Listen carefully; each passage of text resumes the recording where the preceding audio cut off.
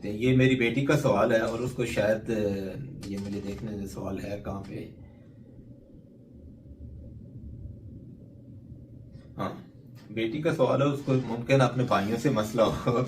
वो कहती है कि ये why has it become normalized for boys to do हराम, कि हमारे माशरे में आमतौर पर यह समझा जाता है कि लड़के जो मर्जी करें, लड़कियों पे पाबंदियां, उन्होंने इज्जत का भी ख्याल रखना है और उन्होंने शर्म और हया भी करनी है, उन्होंने दब के भी रहना है सारा, लेकिन लड़कों को खुली छूट दी जाती है। ऐसे ही है। देखें, अपनी बेटी से ये कहे कि खालिद ज़हीर ये कह रहा है, ये सवाल आप अपने अब्बा जान और अम्मी जान से करें, जिन्होंने कि बच्चों को जो है वो मालूम होता है कि कुछ आज़ादी है और आपके ऊपर पाबंदी है। नहीं, आपने तो नहीं कहा होगा, लेकिन असल में ये हमारी माशरे की वो दोगली पॉलिसी है जिसमें हम समझते हैं कि अगर हमारे बेटे कहीं जाके कोई ज्यादती करे तो वो तो छोटी बात है, नहीं करनी चाहिए, तो छोटी बात।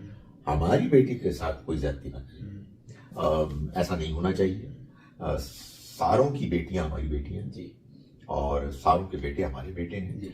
जाहिर है कि हमें जितना उन पर इख्तियार होगा हम उनको समझाएंगे, लेकिन कोई फर्क नहीं है। और ये आपकी बेटी का सवाल एतराज नुमा सवाल बिल्कुल जायज है। ठीक है, सब इंसान मर्द हो या औरत बराबर है। जो भी गलत काम करता है वो अल्लाह के यहाँ भी जवाबदेह है, बंदों के सामने भी जवाबदेह है। ठीक है, तो इसमें ये तो बस माशरे में जो एक तरीका चल पड़ा है उसकी वजह से आपको ऐसा नजर आ रहा है। दीन ने ऐसी कोई बात नहीं कही। ठीक है, बहुत शुक्रिया डॉक्टर साहब।